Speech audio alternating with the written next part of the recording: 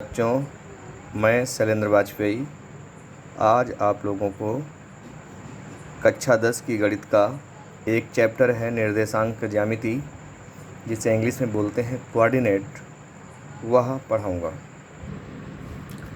निर्देशांक ज्यामिति, जिसे इंग्लिश में कोऑर्डिनेट ज्योमेट्री बोलते हैं, निर्देशांक ज्यामिति का चलन सर्वप्रथम फ्रांसीसी दार्शनिक रेनी देकार्ते किसने रेनी देकार्ते ने किया था।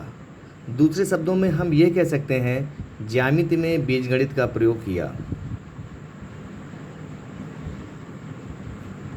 ज्यामिति में बीज गणित का प्रयोग किया और इन्हीं के अनुसार, इन्हीं के नाम पर, देकार्ते के नाम पर इसे कहा गया कार्तीय पद्धति।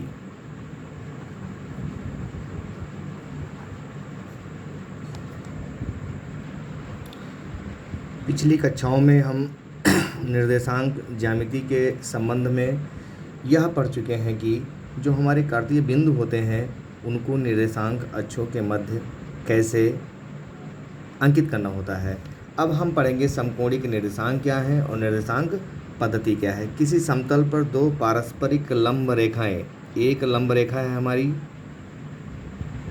एक्स डैश और दूसरी लंब रेखा है हमारी इसी के परपेंडिकुलर रेखा है वाई डैश। यह एक्स डैश वाई डैश के परपेंडिकुलर है, जबकि वाई डैश एक्स डैश के परपेंडिकुलर है। और जिस बिंदु पर ये दोनों एक दूसरे को प्रतिच्छेद करते हैं, इंटरसेक्ट करते हैं, उसे हम कहते हैं यह मूल बिंदु है। क्या है? मूल बिंदु है। इंग्लिश में इसे बोलते हैं ओरिजिन। इसके कोऑर्डिनेट्स जनरली 0,0 लिए जाते हैं। जनरली क्या, सदैव इसके कोऑर्डिनेट्स 0,0 लिए जाते हैं। तो वह समतल जिस पर एक्स अक्ष और वाई अक्ष स्थित होते हैं कार्तीय तल कहलाता है। तो देखिएगा, ये हमारा एक्स अक्ष है और यह वाई अक्ष है। अगर हम इस कागज के समतल की बात करें तो ये हमारा कार्तीय तल कहलाएगा। ये हमारा एक्स अक्ष कहलाता है, ये हमारा वाई अक्ष कहलाता है, ये हमारा मूल बिंदु कहलाता है। अब अगर किसी बिंदु को इसमें हमें कोऑर्डिनेट्स करना है तो उसके दो एक्सिस होंगे, दो बिंदु होंगे, जैसे ए कामा बी। ये हमारा कार्तीय बिंदु है। पहले वाले बिंदु को हम क्या कहते हैं? भुज। दूसरे वाले बिंदु को क्या कहते हैं? कोटि कहते हैं। ध्यान देना है, A comma B does not equal to B comma A, अर्थात भुज कोटि में और कोटि भुज में परिवर्तित नहीं हो सकता है। अब जैसे है ये हमारा एक्सिस हो गए हैं, तो यहाँ पे देखिएगा 4 पॉइंट बने। पहला ये बना है, दूसरा ये बना है, तीसरा ये बना है और चौथा ये बना है। पहले को कहते हैं प्रथम चतुर्थांश या फर्स्ट क्वाड्रेंट, दूसरे को कहते हैं द्वितीय चतुर्थांश या सेकंड क्वाड्रेंट, तीसरे को कहते हैं तृतीय चतुर्थांश या थर्ड क्वाड्रेंट और चौथे को कहते हैं चतुर्थ चतुर्थांश एवं फोर्थ क्वाड्रेंट। अब हम बात करेंगे कि निर्देशांकों का क्या तात्पर्य होता है। तो जैसे निर्देशांक है हमारा ए कामा बी, तो जैसे कहीं पर ए कामा बी ले लिया जाए, ये बिंदु है पी, ए कामा बी है, तो इसका मतलब होता है, ए का मतलब है एक्स अक्ष में चली गई दूरी अर्थात वाई से दूरी, बी का मतलब है वाई अक्ष में चली गई दूरी अर्थात एक्स अक्ष से दूरी। तो ए का मतलब होता है वाई अक्ष से दूरी और बी का मतलब होता है एक्स अक्ष से दूरी। और दूसरे शब्दों में कहते हैं ए का मतलब होता है एक्स अक्ष में चली गई दूरी, यानी चली गई दूरी एक्स अक्ष में है, लेकिन ये दूरी कहाँ से है? वाई से। और ये जो है चली गई दूरी वाई अक्ष में है, लेकिन दूरी कहाँ से है? एक्स में। तो ये हमारे कोऑर्डिनेट्स होते हैं। अब हम चिन्ह विधि की बात करते हैं। देखिएगा, ये हमारा एक्स डैश है और इसे हम वाई डैश है। देखिएगा, एक्स अक्ष के ऊपर नापी गई समस्त दूरियां धनात्मक और नीचे की ओर नापी गई समस्त दूरियां ऋणात्मक होती हैं, जबकि वाई अक्ष के दाईं ओर नापी गई समस्त दूरियां धनात्मक और बाईं ओर नापी गई समस्त दूरियां ऋणात्मक होती है। इस प्रकार से पहले चतुर्थांश में पॉजिटिव पॉजिटिव, दूसरे में नेगेटिव पॉजिटिव, तीसरे में नेगेटिव नेगेटिव, जबकि चौथे में पॉजिटिव निगेटिव होता है। देखिएगा पॉजिटिव, पहला यहाँ पे यक्स अक्ष भी निगेटिव है, पॉजिटिव है, वाई अक्ष भी पॉजिटिव है। देखिएगा यहाँ पे यक्स अक्ष निगेटिव है तो इसे निगेटिव कह दिया, वाई अक्ष पॉजिटिव है तो इसे पॉजिटिव कह दिया।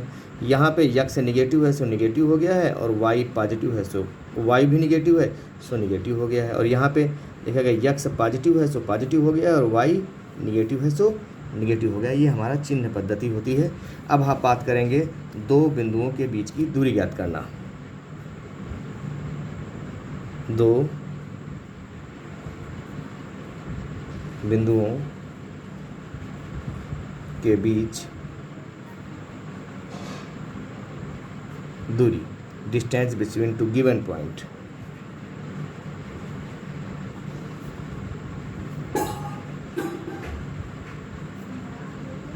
To given point. देखिएगा हम कैसे निकालते हैं। मान लेते हैं ये हमारे एक्सिस हैं, ये हमारी अक्षें हैं।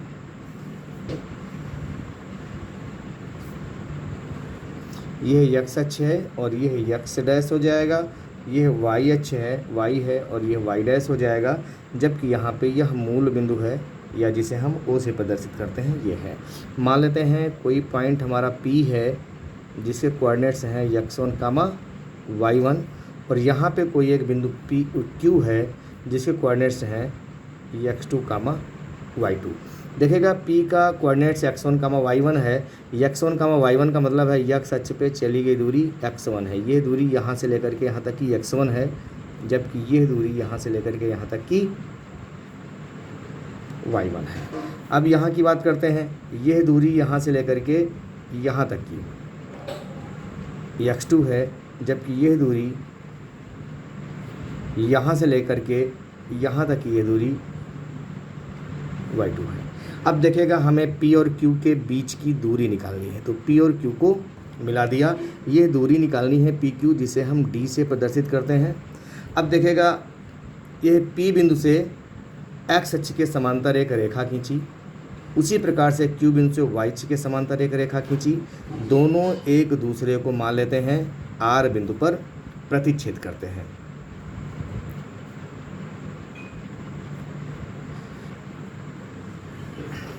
देखिएगा ये दूरी यहाँ से लेकर के यहाँ तक की x1 है, सो यह x1 हो गई है। यह y1 है, सो यह y1 हो गई है। अब देखिएगा हम यहाँ से लेकर के यहाँ तक की दूरी निकालते हैं। कैसे निकालेंगे? देखिएगा यह दूरी x2 है, इसका मतलब यह दूरी भी x2 है। अब इस दूरी में से, इतनी दूरी में से अगर इतनी दूरी को घटा दिया जाए तो हमारे पास यह दूरी बचती है, और ये दूरी बचेगी x2 minus x1। In same process यहाँ से लेकर के जब हम यहाँ तक की दूरी करेंगे तो ये दूरी देखो हमारी y2 होती है और ये दूरी y1 होती है। तो अगर हम बीच की दूरी निकालें तो ये बनेगा y2 माइनस y1। तो चित्र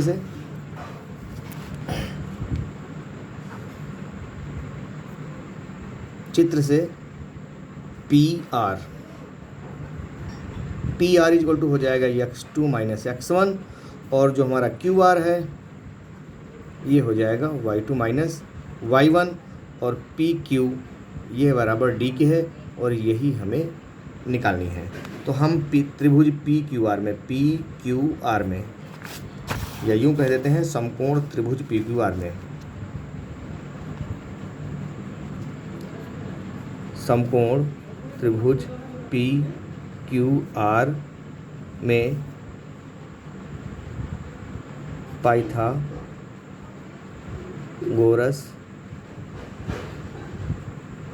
प्रमेय से। पाइथागोरस प्रमेय होती है लंब का वर्ग धन आधार का वर्ग इक्वल टू कर्ण का वर्ग, या कर्ण का वर्ग इक्वल टू आधार का वर्ग धन लंब का वर्ग। ध्यान देना कर्ण का वर्ग है पी क्यू वर्ग। देखेगा यहाँ पे आधार बना है हमारा पी आर और लंब बना है हमारा क्यू आर। तो दिस इज इक्वल टू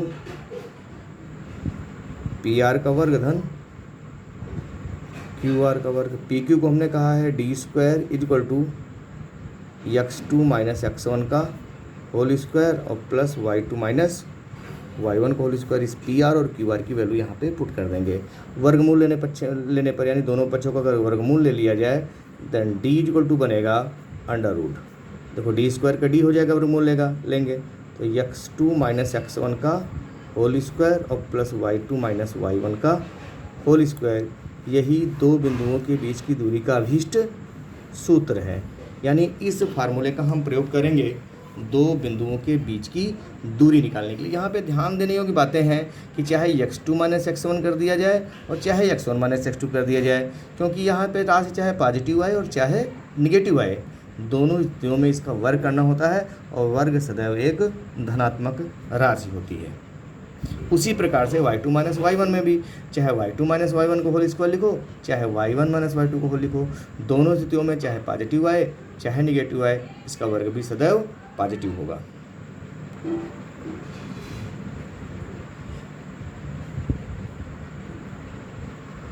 एक एग्जाम्पल लेते हैं हम। एग्जाम्पल है x और y में एक संबंध ज्ञात कीजिए। x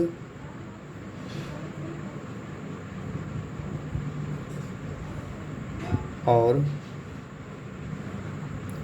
y में एक संबंध ज्ञात कीजिए ताकि x, y व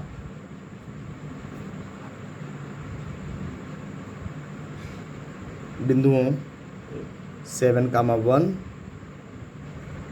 तथा 3, 5 से दूरियां समान रहें। सल्यूशन मान लेते देखो एक बिंदु है हमारा A, इसके कोऑर्डिनेट्स हैं 7, 1। दूसरा बिंदु है हमारा B, इसके कोऑर्डिनेट्स हैं 3, 5। देखिएगा कोई एक बिंदु मान लीजिए x, y में जब भी कोई रिलेशन निकालना होता है तो कोई एक हम चर बिंदु P मान लेते हैं, इसके कोऑर्डिनेट सदैव x, y मान लेते हैं। और ध्यान देना PA इक्वल टू PB दिया हुआ है। अगर यह संबंध हम लगा दें, PA इक्वल टू PB का अगर हम संबंध लगा दें तो x और y में एक रिलेशन निकल आएगा प्रश्नानुसार। PA इक्वल टू PB दिया है, इस P की दोनों बिंदुओं से दूरी समान है, अर्थात PA equal to PB। PA का मतलब होता है P और A के बीच की दूरी, तो अंडर रूट D बराबर होता है under root x2 minus x1 whole square. तो इसको x2 मान लिया जाए और इसे x1 मान लिया तो x माइनस 7 का होल स्क्वायर और प्लस y2 माइनस y1 अर्थात y माइनस 1 का whole square equal to under root PB की बात करें x2 माइनस x1 यानी x माइनस 3 का whole square plus y minus 5 का होल स्क्वायर। दोनों पक्षों का क्या करते हैं, वर्ग कर देते हैं, तो वर्गमूल हट जाएगा, रूट हट जाएगा, x माइनस 7 का whole square plus y minus 1 का whole square equal to x minus 3 का होल स्क्वायर और प्लस y माइनस 5 का होल स्क्वायर। और देखेगा दोनों पक्षों के वर्ग को खोलते हैं यहाँ पे तो बनेगा पहली राशि का वर्ग x स्क्वायर और प्लस दूसरी राशि का वर्ग 49 और माइनस 2 इंटू पहली राशि इंटू दूसरी राशि तो 2 इंटू 7 14 x। इसी प्रकार से y स्क्वायर प्लस 1 माइनस का 2y equal to x square plus 9 minus का 6x और plus y square plus 25 minus का 10y बनेगा। देखा गया x स्क्वायर से x स्क्वायर कैंसिल हो जाएगा, y स्क्वायर से y स्क्वायर कैंसिल हो जाएगा और ध्यान देना यहाँ पे बनेगा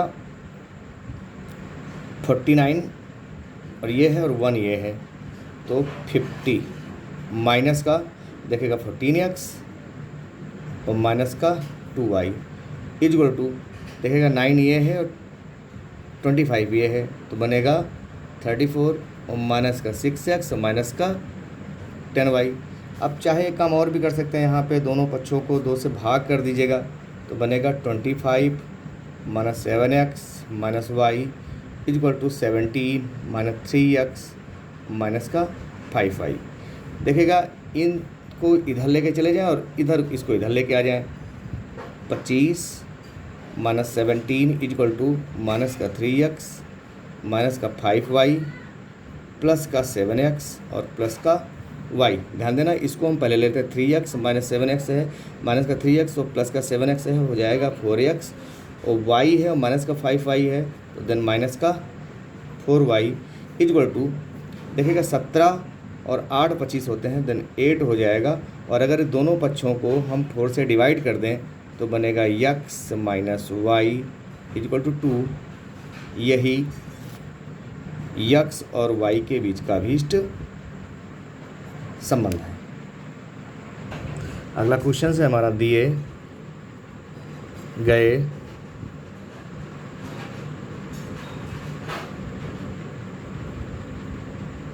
बिंदुओं के बीच की दूरी ज्ञात कीजिए।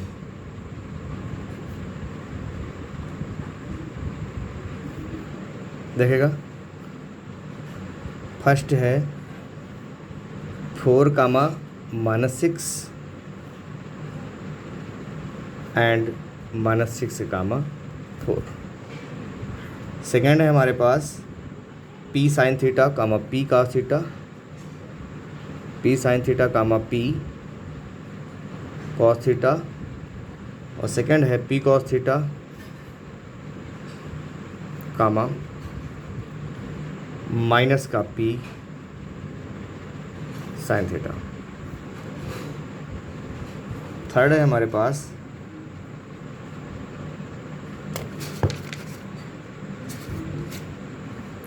4 कामा 3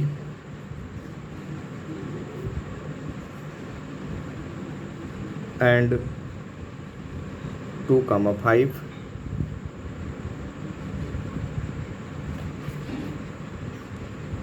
फोर्थ है हमारे पास 2 कामा 3 4 कामा 1, 2 कामा 3 एंड 4 कामा 1। फिफ्थ है हमारे पास minus 5 comma 7 and minus 1 comma 3। Six है हमारे पास a comma b and minus a comma minus b। और अगला क्वेश्चन है हमारे पास 0 कामा 0 एंड 36 कामा 15। ये क्वेश्चन है और इन्हें हमें सॉल्व करना है। मान लेते हैं हम फर्स्ट क्वेश्चन लेते हैं, फर्स्ट पार्ट लेते हैं। दिया हुआ है 4 comma minus 6 and minus 6 comma 4। देखेगा ये x1 है और ये y1 है और ये x2 है और ये y2 है।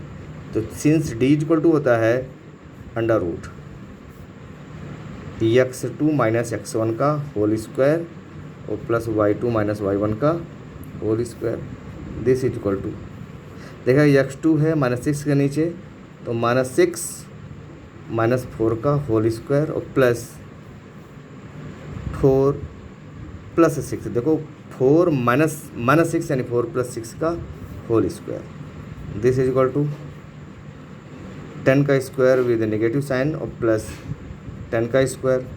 ध्यान देना, ये बनेगा 100 plus 100, this is equal to 200। This is equal to, इसको 2 इंटू 100 लिख सकते हैं, और 100 का जो वर्गमूल होता है वो 10 होता है रूट 2, और यहाँ पे इकाई लिखना नहीं भूलेंगे हम, यानी d बराबर होता है 10 रूट 2 इकाई।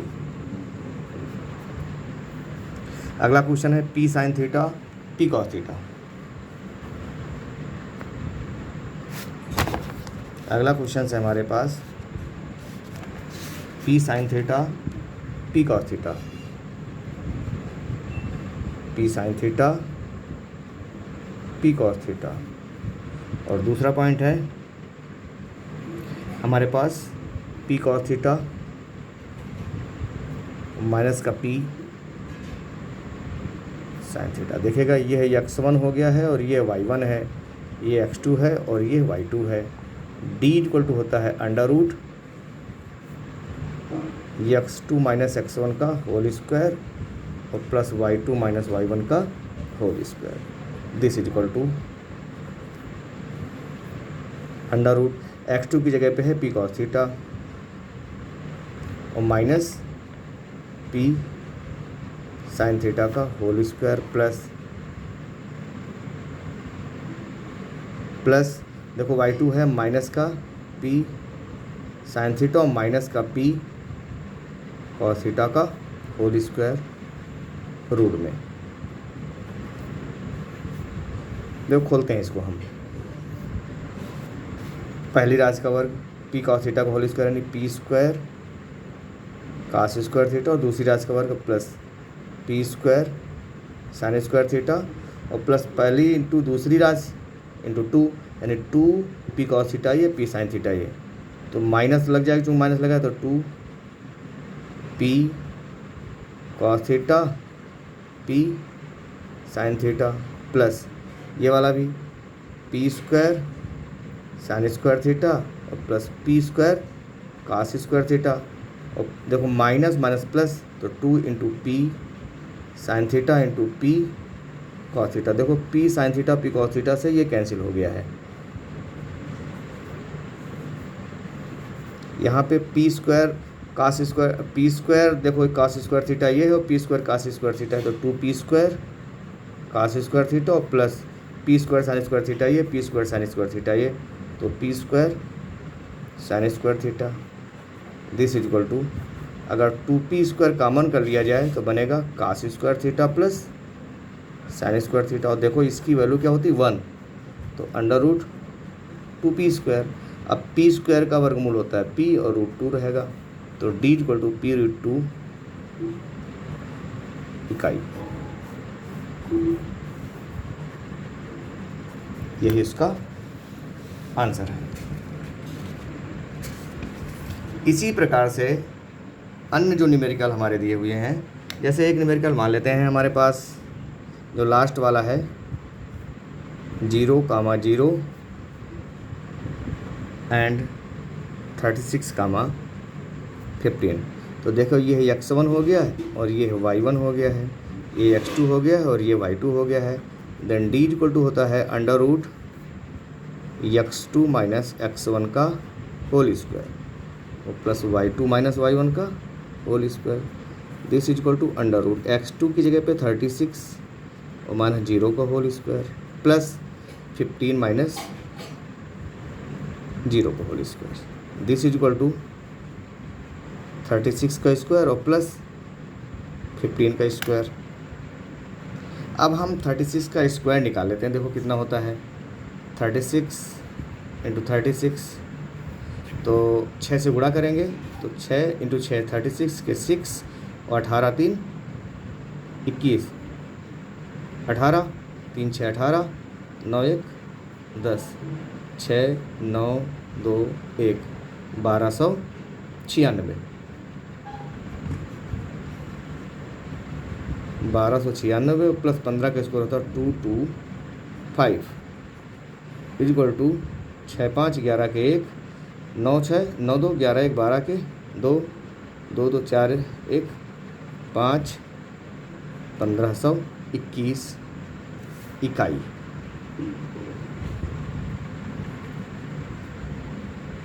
अगर इसको हम थोड़ा सा आगे और सॉल्व करें तो इसको लिख सकते हैं 39 into 39 then D equal to 39 इकाई।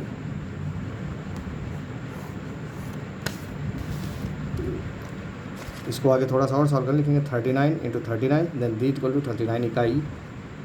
यही इसका आंसर है। एक क्वेश्चन है हमारे पास, सिद्ध कीजिए कि चतुर्भुज सिद्ध कीजिए कि चतुर्भुज ABCD जिसमें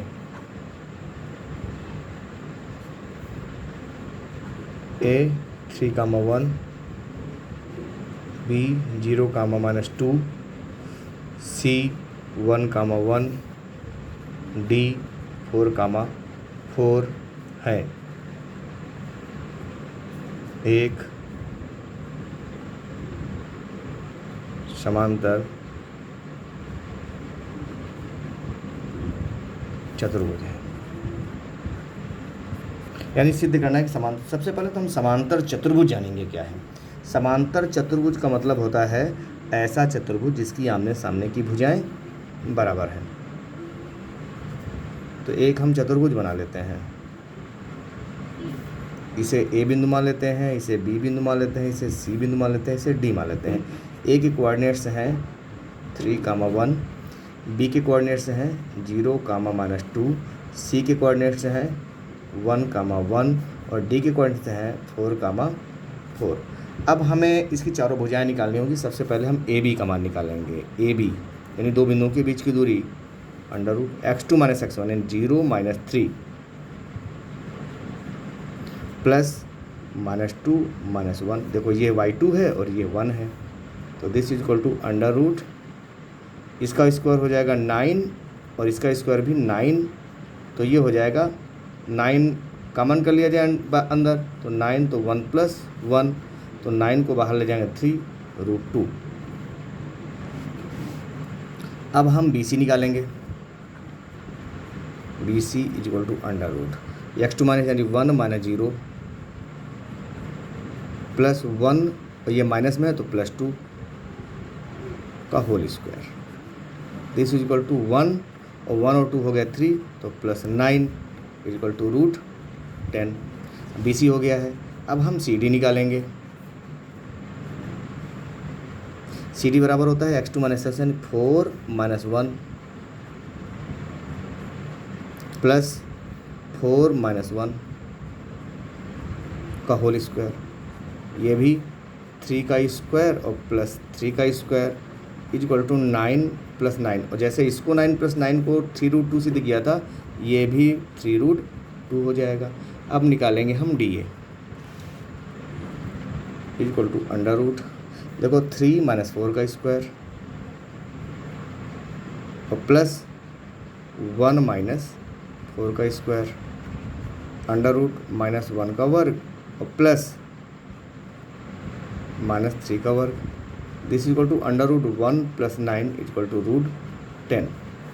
और यहाँ पे देखिएगा जो ए बी है, जो ए बी की वैल्यू 3√2 निकली है वह सी डी के बराबर है। तो चूंकि ए बी बराबर सी डी व बी सी बराबर डी ए, इसलिए ए बी सी डी एक ये समांतर चतुर्भुज का सिंबल होता है।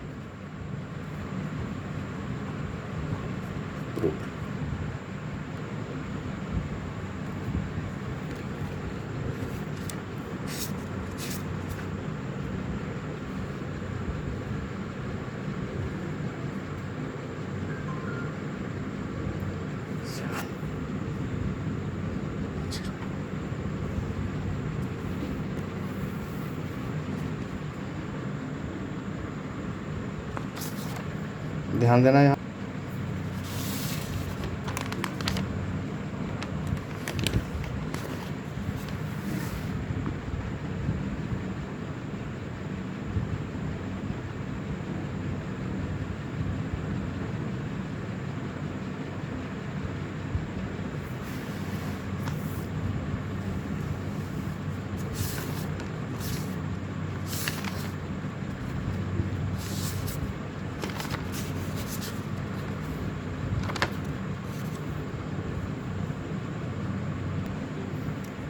अब आप लोग एक्सरसाइज 7 के पहले के सारे पार्ट्स लगाइएगा, 4th नंबर क्वेश्चन के सारे पार्ट लगाइएगा, और 6 नंबर क्वेश्चंस है, 7 नंबर क्वेश्चंस है।